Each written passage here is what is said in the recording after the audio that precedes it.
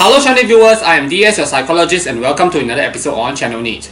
This is going to be another special episode because I am going to discuss one of my personal revelations or discoveries about the world.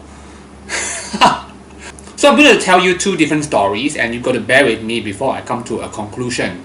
So just 2 weeks ago, I had a tarot class whereby I'm teaching some students how to read tarot cards. So as I was trying to give information about the court cards, I discovered that amongst the 4 kings, I had the least thing to say about the King of Wands.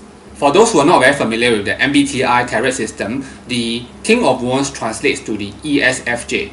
So all I can say about the King of Wands or the ESFJ is that this person is a very generous person, cares about the people around them, and then done. I think that amongst the 4 different kings, the ESFJ is the most forgettable, but I may be wrong. So I started to ask my community which of the 4 kings they find to be the most forgettable. And I had a very rude shock.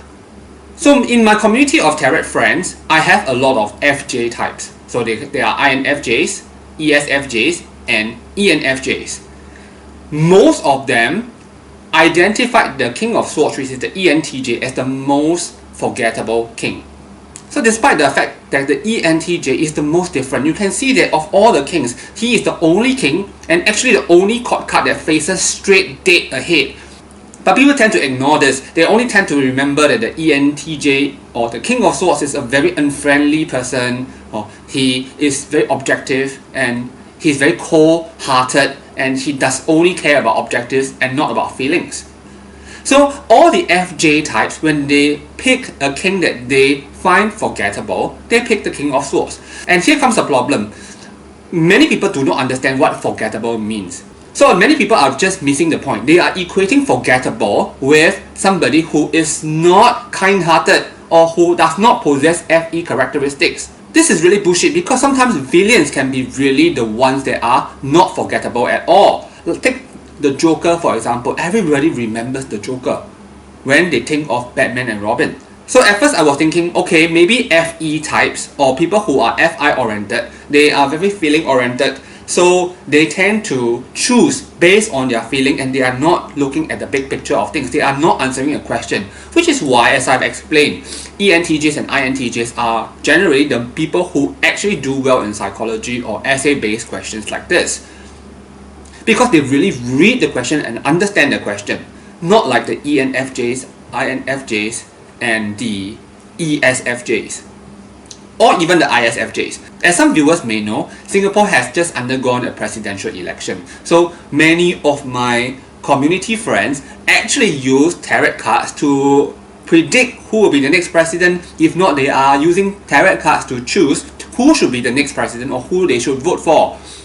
Quite ridiculous to start off with because you don't use tarot cards for such things. Anyway, rude shock number 2 for me was one of my students actually took a photograph of a spread that he did and asked me if he should choose candidate A and B.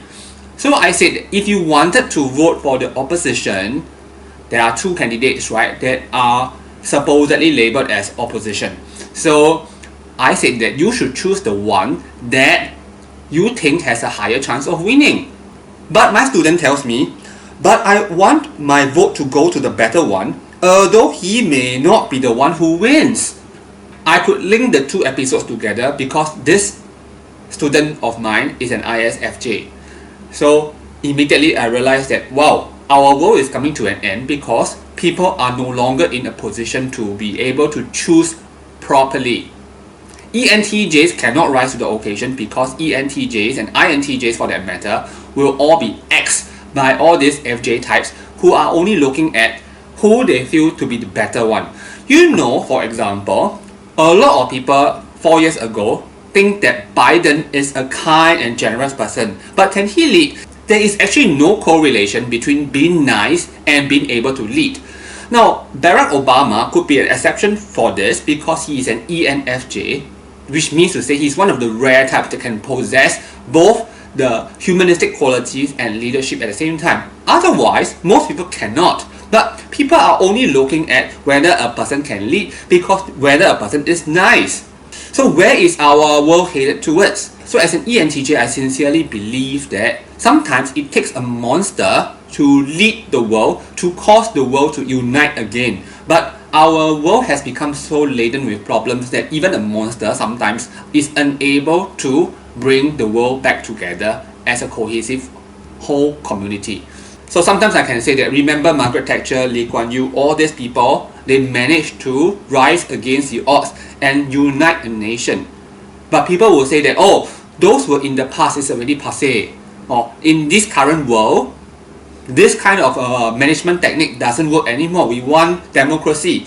They fail to realize that ENTJs, even INTJs, they are adaptable human beings.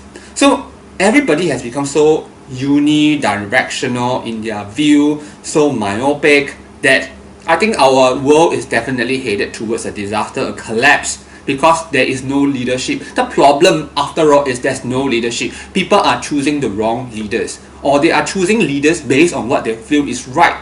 So anyway, to be honest, of all the people who are standing for election in times to come, in the future, I would say that most of them will not be eligible or good in that sense, or beneficial for the society. Why? Because INTJs really hesitate to stand for election. They think too much. ENTJs are unpopular. They will not get the vote.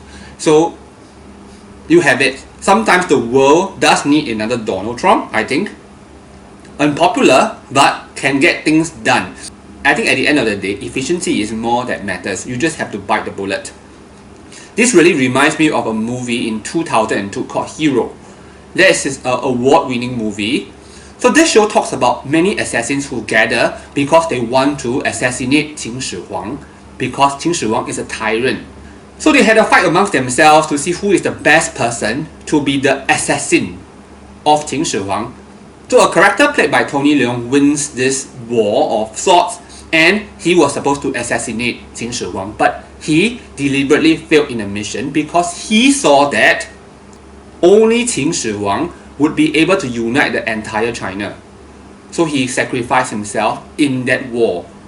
So in our real life, who can see the big picture like this? I think zero. Instead of many heroes like Tony Leung, there are many idiots in this world. I think our world is headed towards a huge disaster. So fellow ENTJs and INTJs, what are you going to do if you see a collapse, a catastrophe coming? Time to ponder and plan. As usual, one of my personal options would be detachment from the society. So if you have enjoyed this video, do give us a like so that we can produce more thoughtful videos such as this one. If you have not already subscribed, do consider subscribing so that we can bring you more INTJ, ENTJ and fun stuff. Okay, I'm going to sign off now, and I'll see you in our next episode. Bye bye.